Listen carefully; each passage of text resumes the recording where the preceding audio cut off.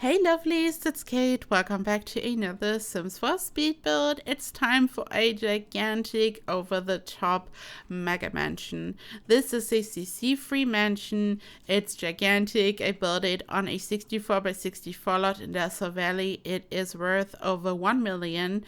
So it's a proper mansion for a rich Sim family. I built this in Desert Valley, which is part of Get Famous. This would be a perfect mansion for some celebrity Sims, but you could of course use it for all kinds of different Sims and storylines, and it's just really over the top. And here at this point I just wanted to figure out the shape and kind of the main design. So I was just combining different colors. I knew that I would like to have a really bright wall color, so I would have a nice contrast when I'm using some black windows and doors. And for me, the eye-catching feature here are the round balconies. I just created them using some round foundation pieces, so you can simply combine round floor pieces and then you have a beautiful balcony. And I used the vampire's fence. I just attached the fence and I have some really eye-catching balconies here. I also used some rectangular ones, as you can see. So I was going for this chateau look. I really wanted this to be super regal, so it looks like a castle almost.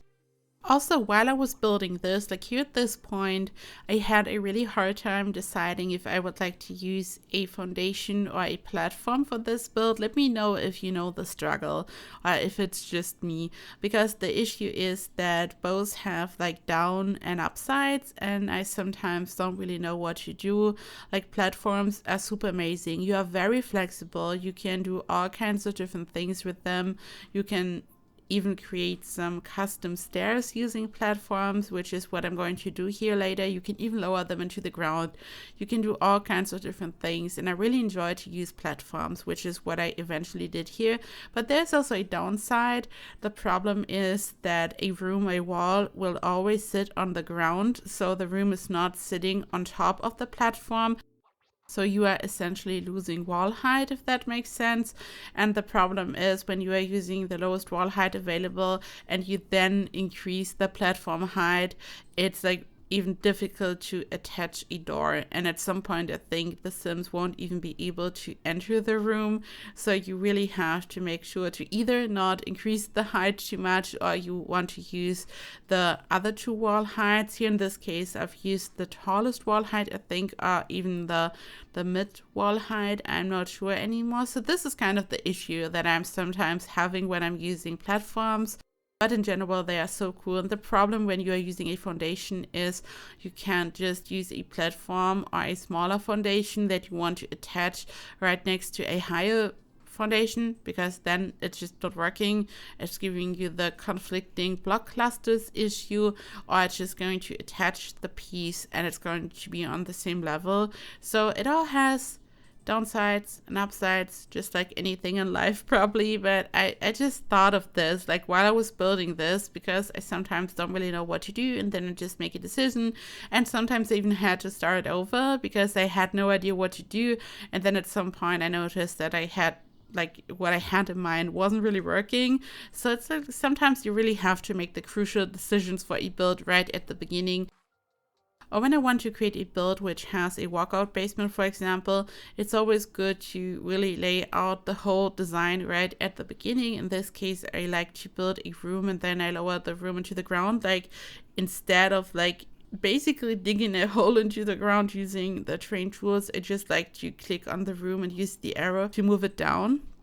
And then I build a level above, and this way I can just expand the build, because once you've created a build, like here at this point, for example, just think of this build, I'm not able to just build a level below. I would have to use the basement tool here at this point, which is actually what I ended up doing. Like when you look on the right side, there is a basement and I removed the ceiling. But yeah, these are the things that you have to keep in mind when you are working on a complex build or a bigger build probably. And here I knew that I would like to have an open basement. I just wanted this to be more complex and I wanted this to be very over the top. And in my opinion, when you add more levels, like when you have an open basement, even if it's not like a regular walkout basement, it makes a build even more complex and interesting to look at. And I just love to do this. I always have so much fun using the basement tool for this. So you just build your basement and remove the ceiling, and you can do all kinds of different things. So now you might ask yourself, why would you then use the method that I just mentioned, where you are just building your room and you lower it into the ground? So instead of using the terrain tools, you just move it. Well, that's the difference. You just have a room kind of sitting in a hole in the terrain, but a basement is just a basement. You just have walls going around it. You can see it here. It's just a basement and there's no terrain manipulation involved. But when you're using the other method, you have the terrain around it, like a hole in the terrain, and you could create a slope leading up to the level above, for example. So it's more of a terrain thing. So if you want to avoid terrain, using a basement is probably better, but if you like to use the terrain and if you want to have this more natural look, then I would recommend using the other method. But it just depends. Both methods are fun and it totally depends on the look you are going for, I guess. And here I'm using different swatches for the lawn because I wanted to have this look that you see when you have like either a football field or soccer, as Americans say, or a castle, like a park in a castle or a garden. And I wanted to have this look. I literally just used 2 different swatches for the lawn, like different colors. So it looks like this, and I placed it all over. And you could also use a debug item from Strangerville, which I sometimes like to use, but it's much quicker and easier to do it this way. Another way would be to use the terrain paint, but this would be more tedious. And in my opinion, this is one of these things that has to look perfect. So you have this very polished, perfect look. And it's much more difficult to achieve this very perfect, tidy, clean look when you are using the terrain paint. I mean, you need a really steady hand. And even if you have a steady hand when you are using the mouse to do this, it still won't look as perfect as just using a floor, and it's much quicker and easier as well. But I mean, I appreciate anyone who really uses the terrain paint a lot, and I sometimes completely forget about the terrain paint, and I think it really makes a build stand out. Like also when you have a flower bed, for example, and then you just use a dark swatch like dirt, for example, or soil, and it just makes your build look more realistic and detailed. And I sometimes forget about this. Recently, someone left a comment asking why I didn't use terrain paint. I don't even know what it was about. Like, I forgot. It might have been about a flower bed, or maybe it was about the build in general. And yeah, I have to admit that I most of the time forget about the terrain paint, and I have to step up my terrain paint game because it's such a fun way to just add more detail, like a bit of shading almost. It's like shading when you create a painting or when you are drawing and you just have shading, so you have some darker areas, and it's almost the same here. But yeah, like this is totally different from my advice regarding the lawn. I would advise to use a floor piece instead of just the terrain paint for this, but in general, using the terrain paint is just amazing, and I should do it more often. So at this point, the build itself, the exterior, is almost done. I mean, it's still a lot of work to do. I have to work on the garden, also on the front of the build, as you can see here. But at this point, I had laid out the general shape of my build.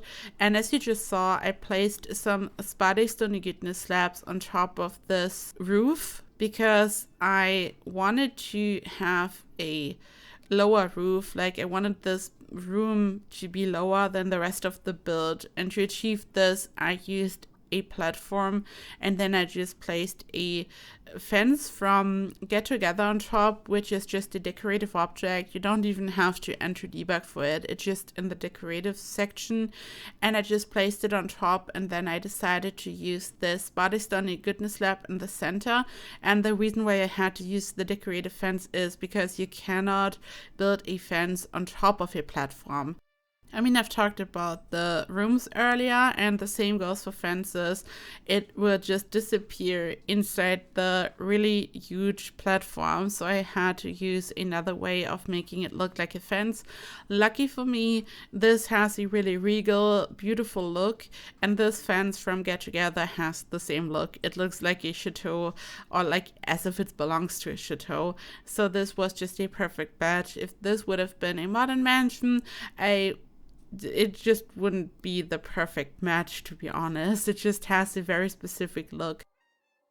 And here at this point, I'm landscaping essentially, and I wanted to have some round sections as always. And I found this object that you can see on the left side. These vines, I found them in debug. They are from Cottage Living, and I decided to create a beautiful round gazebo. I just have a round foundation piece. I raised the platform a bit. I then built a room just so I was able to build a roof on top and then remove the room. It was really just so I would have the grid above to add my roof. I pressed Shift and C after placing the roof so I would be able to access the advanced roof controls. I then just shaped my roof and I placed this wonderful debug object, the vines, on top, and that's it, and some columns. And then I just used a table and some chairs. It's really just a beautiful gazebo. Maybe a Sims could have breakfast over there. It's just really luxurious. I used these beautiful vines from Get Together and Cottage Living in different areas to make it look more natural. I added a chair and table in multiple areas so your Sims could hang out. I think I added a barbecue grill to this area as well so your Sims could have a barbecue. And there are like so many outdoor areas, and the same goes for the interior. There are so many different living rooms and just a formal living room and a TV room, just all kinds of different rooms, and there is a bowling alley in the basement, as you will see later. I just wanted to add something that's really over the top and just something that you would see in a mansion, and I thought that it would be so fun to add a bowling alley. So it's like hidden in the basement. There's also a bathroom so the Sims can just hang out down there and have a fun bowling night. And I here added some stairs so the Sims would be able to access this open basement area from the back as well. So there are different ways to enter this area. I also used a debug bridge from Cottage Living. I think it's from Cottage Living. It might be from some other pack, but I added a debug bridge on top of the regular bridge that I built over the basement, and it's non-existent to your Sims, so they are just going to walk right through it, which is good. So it's functional. And here I'm working on a curved path. There's a tutorial on my channel. It's been on my channel for ages. It's probably one of the first tutorials that I created back then. And I'm just using round foundation pieces to create this. And I just wanted to have two curves, so it's like not a proper curved path, not like the curved path that I'm showing in my tutorial, but I just wanted to have some curves here and there so it looks extra fun. I added some trellis above this area. Here at this point it was all about the details for me, so I added more and more stuff, even kind of off camera while I was not recording. When it comes to a build like this, I go over the build again and again to really check if there are columns everywhere where I want them to be. Like for example, when I'm adding a column in every corner on the outside, I really want to make sure that it's there. I want to make sure that I've really added flowers to every single window, and there's like so much going on for a build like this that's really hard to like really have an overview. Like sometimes you just lose track and you don't even know what's going on anymore. I was also running into some issues regarding the freezes, because as soon as I added the platform that you can see here where I'm adding the stairs on the inside, it would like mess up the freezes on the outside. So I had to use the custom room tool to go over the whole house down there to fix the freezes issue, only to then notice that it's all about the platforms.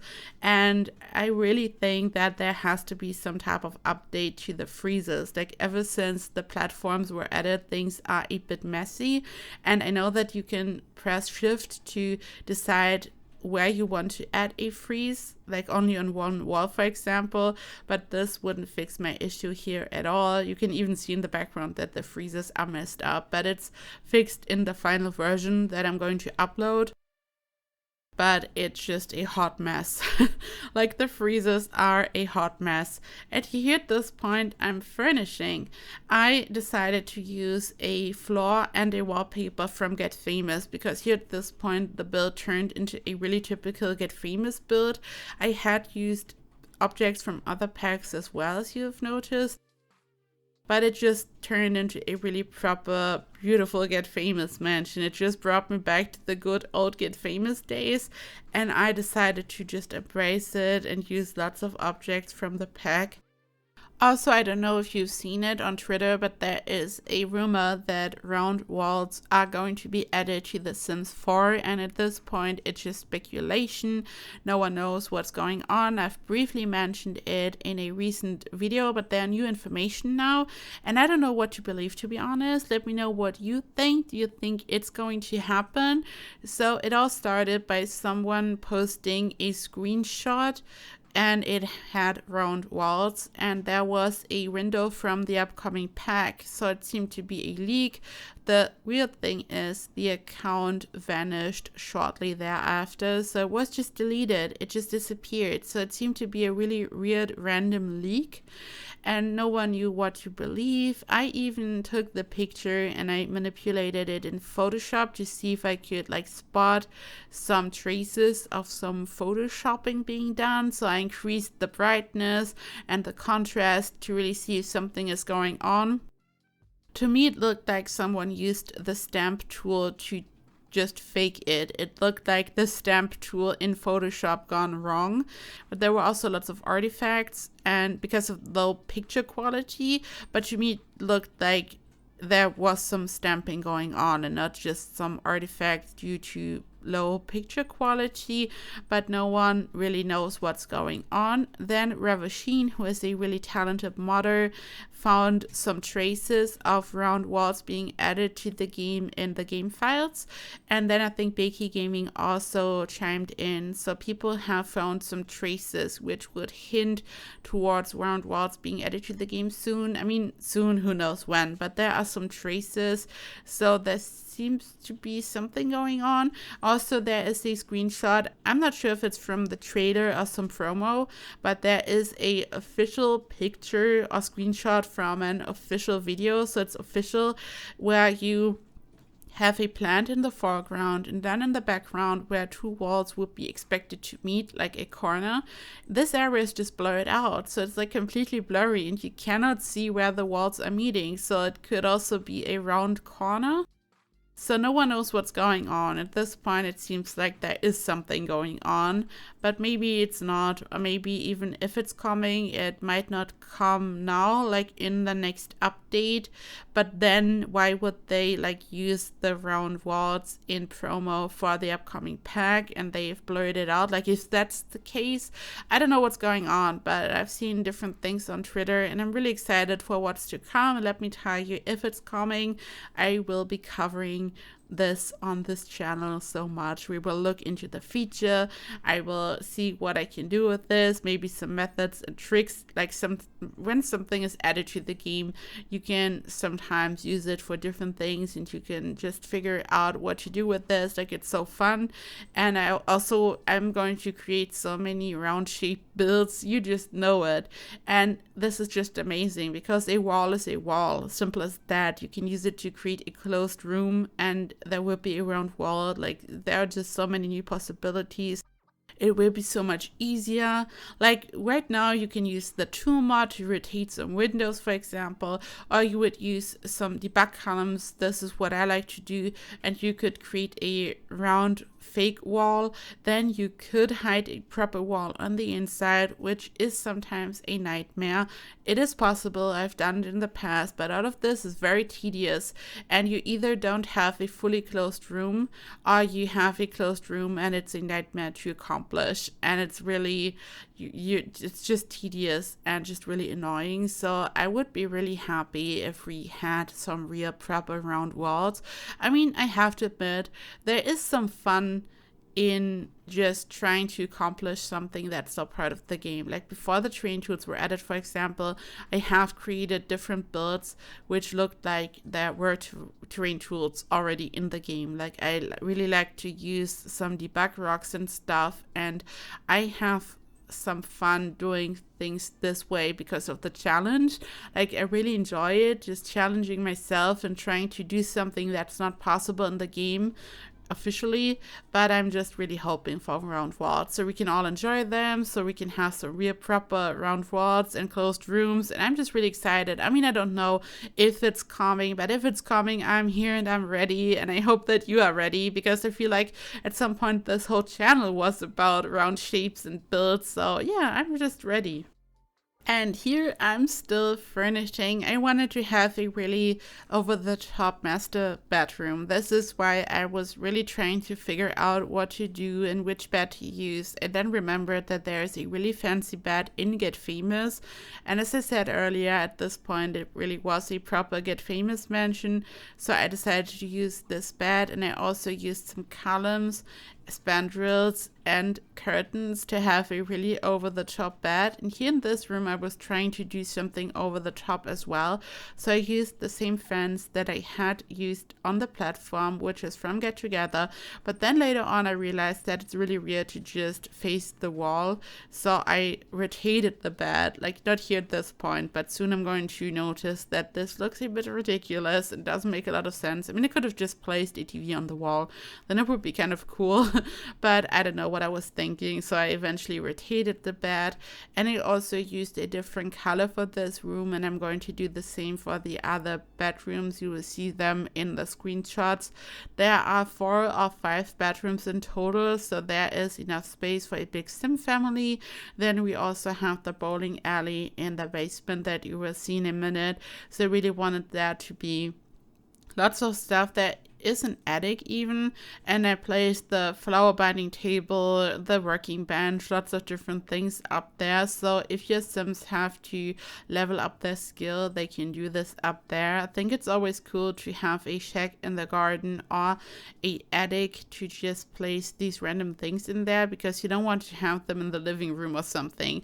This is also why it's so cool to have a garage. This is like, it's just the perfect place for this. And this is the bowling alley, and I of course just used the bowling stuff pack for this, and I really just sorted by show all and selected the bowling pack because I for once wanted to use the objects from the pack. I've never created a bowling alley before, and it's like gigantic. Like the object itself is so big, you really need a gigantic room to fit this into a mansion, but a basement is perfect for this.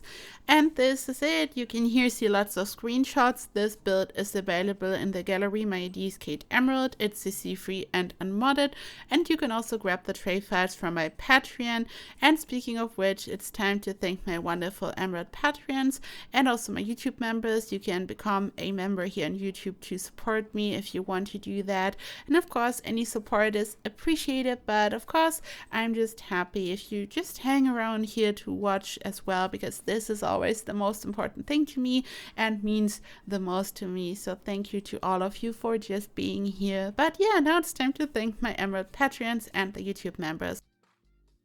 A big thank you to Mehmet, Ali, Bariskan, Alice, Juidi, Charlotte, Asia, Emma Barnes, Lisa Martin, Saturated Spark, Telena Lynn, Stephen, and Tina Turner. A big thank you for your gigantic support. A big thank you to all my other Patreons and YouTube members. Thank you to anyone who's here to watch my videos. I love you all so much. Thank you for watching, and I hope I see you in the next video. Bye bye.